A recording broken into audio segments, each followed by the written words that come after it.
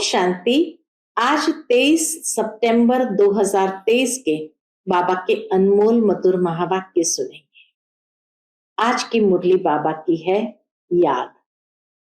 बाबा कहे तुम्हें निरंतर याद में रहने का अभ्यास करना है। क्यों? क्योंकि इसी से ही कर्म भोग चुकतु होंगे और तुम कर्मातीत अवस्था को प्राप्त कर सकेंगे। लेकिन बाबा को साथ साथ वंडर लगता है कि जो माता पिता इतना सुख देने वाला, उसके लिए भी बच्चे कहते हैं क्या करे बाबा, आपकी याद भूल जाती है।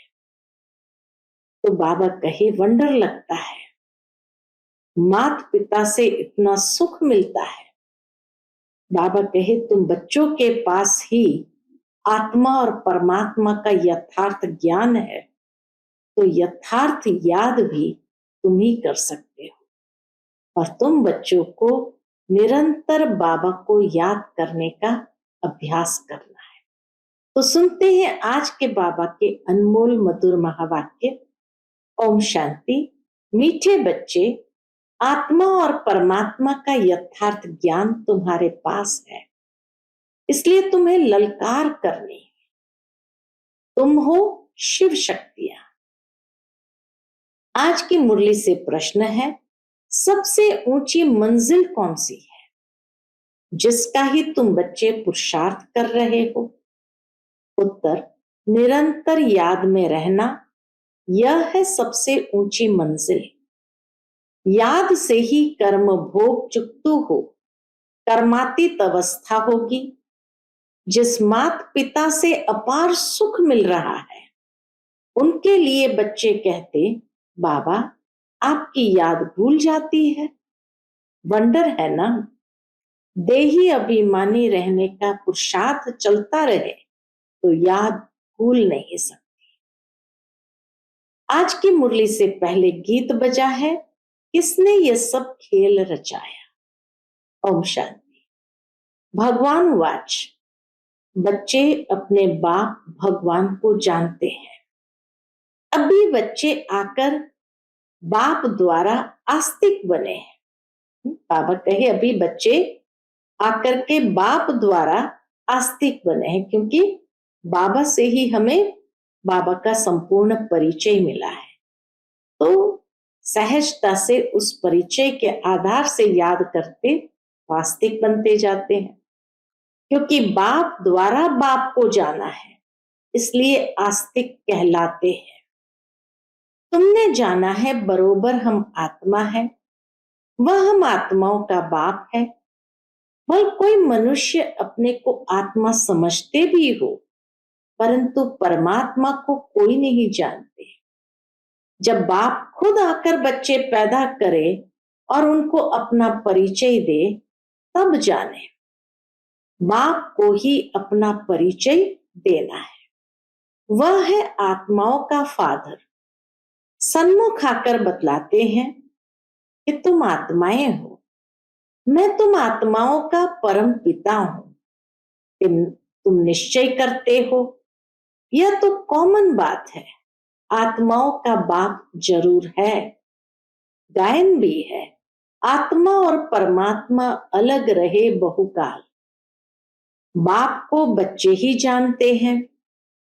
बाप 5000 वर्ष बाद फिर आए हुए हैं, जब सब बच्चे नास्तिक दुखी बन जाते हैं, एक भी आस्तिक नहीं रहता, तब बाप आते हैं। जब दुनिया में एक भी आस्तिक नहीं रहता है, तब बाप आते हैं। आस्तिक बनाकर फिर छिप जाते हैं, फिर कोई भी बाप को जानते नहीं। सतयुग से भूल गए, फिर द्वापर के बाद कुछ कुछ स्मृति आई भी, लेकिन फिर भी बाप को संपूर्ण रीति से कोई जानते नहीं। अब तुम बच्चों में ये निश्चय नंबरवार पुरुषार्थ अनुसार है, सबको पूरा निश्चय नहीं है। भले यहाँ सन्मुख बैठे हैं, जानते हैं परम पिता परमात्मा पतित पावन बाप पतित से पावन देवता बना रहे हैं। देवताओं की तो यहाँ सिर्फ मूर्तियां हैं, खुद तो है नहीं। जो भी मनुष्य मात्र है, सिवाय तुम ब्राह्मणों के, और कोई भी आत्मा और परमात्मा को नहीं जानते। हम सो परमात्मा कह देने से न आत्मा को न परमात्मा को जानते। तुम बच्चे जानते हो कि एक भी मनुष्य नहीं जो अपने को यथार्थ रीति आत्मा समझ और परमात्मा को अपना बाप समझे। लेकिन अब यह ललकार कौन करे? शक्तियों ने ही ललकार की थी, परंतु अभी तक वह शक्ति आई नहीं है जो तुम्हारे में आनी चाहिए। शिव शक्तियां तो मशहूर है, नामी ग्रामी है, जगदम्बा भी शक्ति है। अब कॉन्फ्रेंस में रिलीजियस हेड्स सब आते हैं, उन्हें भी समझाना है। बाप समझाते, बच्चे तुमको तो देही अभिमानी बनना है। हम आत्मा है, परम पिता परमात्मा से वर्षा ले रहे हैं। ये निश्चय नहीं है, कोई संशय है तो ऊंच पद पा नहीं सकेंगे। अच्छे अच्छे बच्चे भी चलते चलते क्या होता है, माया का तूफान लगने से गिर पड़ते हैं। निश्चय बुद्धि से संशय बुद्धि हो पड़ते हैं। नहीं तो बच्चे कभी भी संशय बुद्धि नहीं होते कि हमारा ये बाप नहीं है। हम दुनिया में कोई भी बच्चे संशय बुद्धि नहीं होते कि हमारा बाप नहीं है। यहाँ ये वंडर है। कहते भी है परम पिता परमात्मा हम सब आत्माओं का बाप है। वह हमको पढ़ाते हैं, फिर भी बाप को भूल जाते हैं। रोज समझाते रहते हैं। बाबा रोज मुरली में कहते हैं, बच्चे अपने बाप को याद करो तो तुम्हारे विकर्म विनाश होंगे। विकर्म तो जन्म जन्मांतर के सिर पर बहुत है। तुम जानते हो, मम्मा बाबा जिसको ब्रह्मा सरस्वती कहते हो, वह नंबर 1 में है। वह भी खुद कहते हैं, इतना योग लगाते हैं, मेहनत करते हैं, तो भी अनेक जन्मों के पाप कटे नहीं है। मम्मा बाबा भी इतनी मेहनत करते हैं, योग लगाते, बाबा कहे फिर भी अनेक जन्मों के पाप कटे नहीं। कुछ न कुछ भोगना पड़ता है। अंत में इस भोगना से छूट कर्मातीत अवस्था को पाना है, पुरुषार्थ करना है। माया भी कम रुस्तम नहीं है, दोनों ही सर्वशक्तिमान है। जितना परमात्मा सर्वशक्तिमान, तो माया भी उतना ही सर्वशक्तिमान है। रावण माया ने सब मनुष्य मात्र को पतित बना दिया है। गाते भी है पतित पावन, तालियां बजाते रहते हैं तो जरूर पतित है ना, परंतु अपने को कोई समझते नहीं है कि हम पतित है। यह समझाना भी जरूरी है कि अब यह पतित दुनिया है। पावन दुनिया सतयुग को कहा जाता है। पावन दुनिया में ऐसे पतित पावन को नहीं बुलाएंगे। वहां तो भारत बहुत सुखी था। उस पावन दुनिया में भारत बहुत सुखी था, एक ही धर्म था। अभी तुम जानते हो, परम पिता परमात्मा ज्ञान सागर है। वह इन सब वेद शास्त्रों आदि के राज को जानते हैं, वही पढ़ा रहे हैं। परंतु कोई कोई ऐसे हैं जो यह भी भूल जाते हैं कि हमको परमात्मा पढ़ाते हैं। यही यहाँ वंडर है। बेहद का बाप हमें पढ़ाते हैं, वह नशा नहीं चढ़ता। यहां से बाहर घर जाने से नशा चकनाचूर हो जाता है। कोई मुश्किल है जो युक्ति युक्त पुरुषार्थ करते हैं। माया बड़ी जबरदस्त है। क्या करती है? देह अभिमान तो नंबर 1 है, देह अभिमान में ले आती है। बाबा ने समझाया है, अपने को देही समझो, आत्मा समझो। हम आत्मा है, इस शरीर द्वारा हम कर्म करते हैं। अपने को परमात्मा तो कभी नहीं समझना है।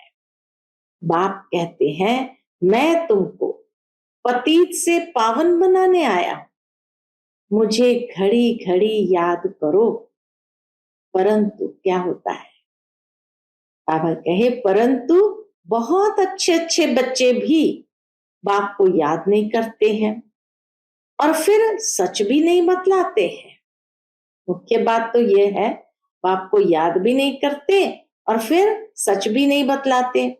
चार्ट जो लिखकर भेजते हैं उसमें भी झूठ, सच्चा चार्ट लिखते नहीं। बाबा समझाते हैं, अपने को आत्मा समझो। हम आत्मा 84 जन्म पूरे कर अब बाबा के पास जाते हो। सवेरे उठकर बाबा को याद करो तो उसका नशा सारा दिन रहेगा। मनुष्य धन कमाते हैं तो नशा रहता है ना, कि आज इतना कमाया। जितना जास्ती कमाते उतनी खुशी भी जास्ती होती। यह भी धंधा है, व्यापार है, तो उसमें कितनी मेहनत करनी चाहिए। ये तो अविनाशी कमाई है, साथ चलने वाली है, तो कितना नशा और कितनी मेहनत करनी चाहिए। बाबा अपना अनुभव बतलाते हैं, कितनी मेहनत करते हैं। सवेरे उठकर अपने से बातें करनी है। अब पाठ पूरा हुआ, अभी हम गए कि गए, फिर 21 जन्म राज्य करना है। कितना मीठा, कितना प्यारा, वंडरफुल बाबा है। ऐसे बाप को कोई भी मनुष्य मात्र जानते नहीं है। बाप आकर बच्चों को अपने से भी ऊंच ले जाते हैं और बच्चे फिर बाप को सर्वव्यापी कहे अपने से भी नीचे ले गए हैं। बाबा बच्चों को कितना अपने से भी ऊंचा बनाते, और बच्चे क्या कहते हैं, बाबा सर्वव्यापी है तो अपने से भी पत्थर ठिक्कर बित्तर में ले जाना कितना नीचे ले गए हैं।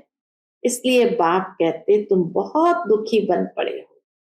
मैं तुम बच्चों को ब्रह्मांड और विश्व दोनों का मालिक बनाता, इतना ऊंचे ले जाते हैं, और फिर तुम बच्चे मुझ बाप को सर्वव्यापी कह देते हो। यह भी ड्रामा में खेल है। फिर भी बाबा बच्चों को कहते हैं, सारा दोष किसका है, ड्रामा का है। तो यह भी ड्रामा में खेल है। अब बाप डायरेक्शन देते हैं, ऐसे ऐसे समझाओ। लक्ष्मी नारायण आदि देवी देवताएं 100% सॉल्वेंट बुद्धि थे, अभी नहीं है। सॉल्वेंट बुद्धि माने एकदम प्योर बुद्धि थी। फर्क देखो कितना है। कहां भारत स्वर्ग था, अभी नर्क है। यह ज्ञान कोई भी मनुष्य में नहीं है। तुम बच्चों में भी वह ताकत नहीं है। देह अभिमान बहुत है। देही अभिमानी को तो धारणा होनी चाहिए। बाप डायरेक्शन देते हैं, ऐसे ऐसे ललकार करो।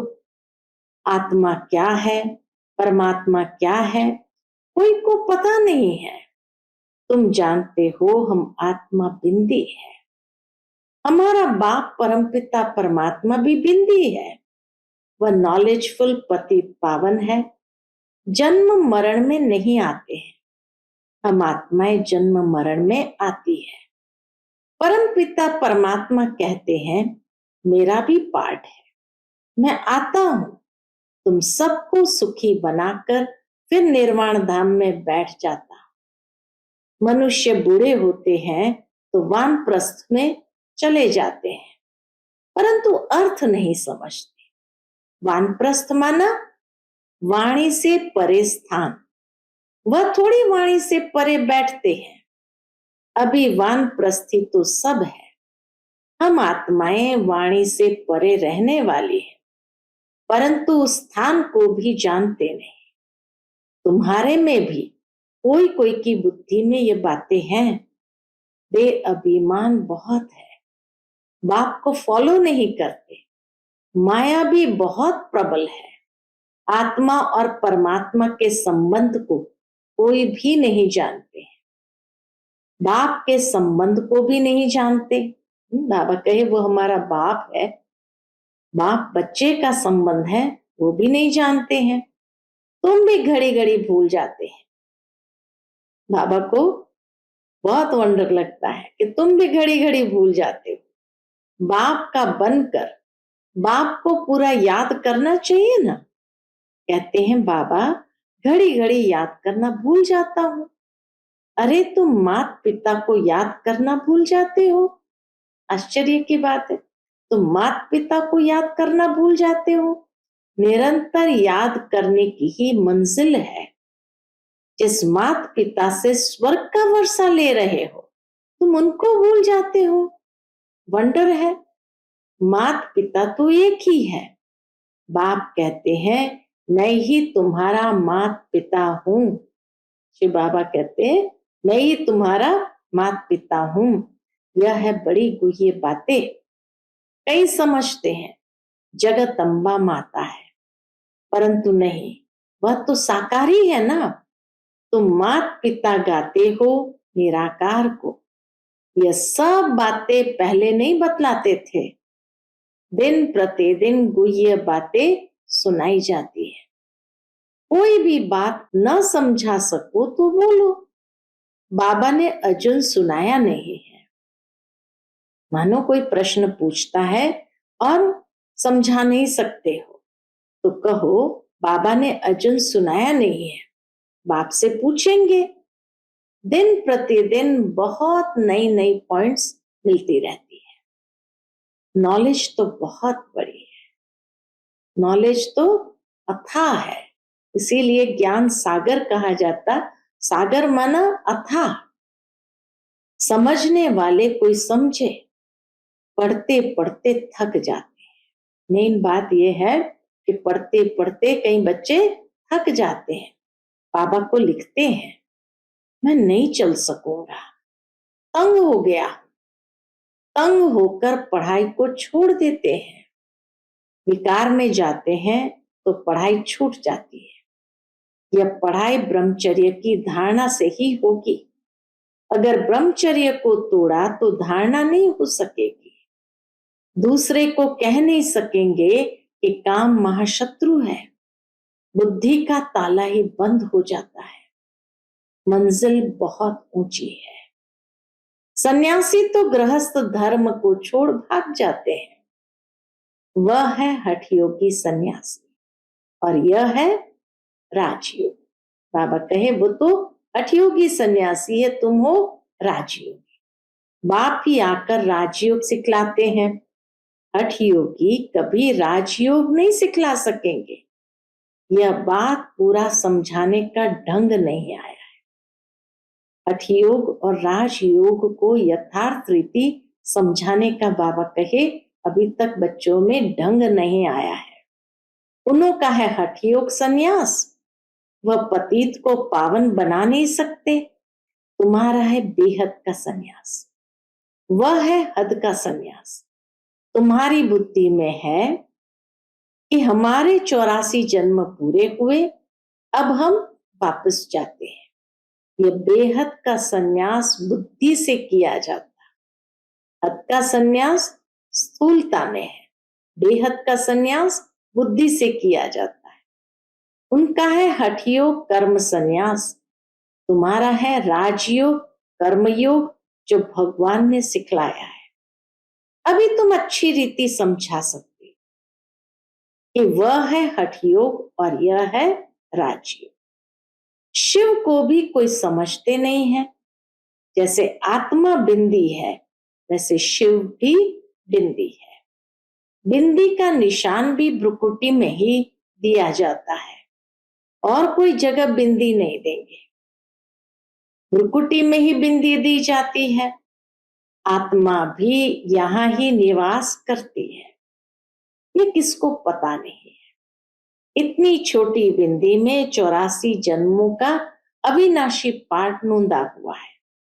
ये कितनी डीप बातें हैं। कोई को समझाने नहीं आएगी। रियलिटी में समझाना है। जैसे आत्मा बिंदी है वैसे परमात्मा भी बिंदी है।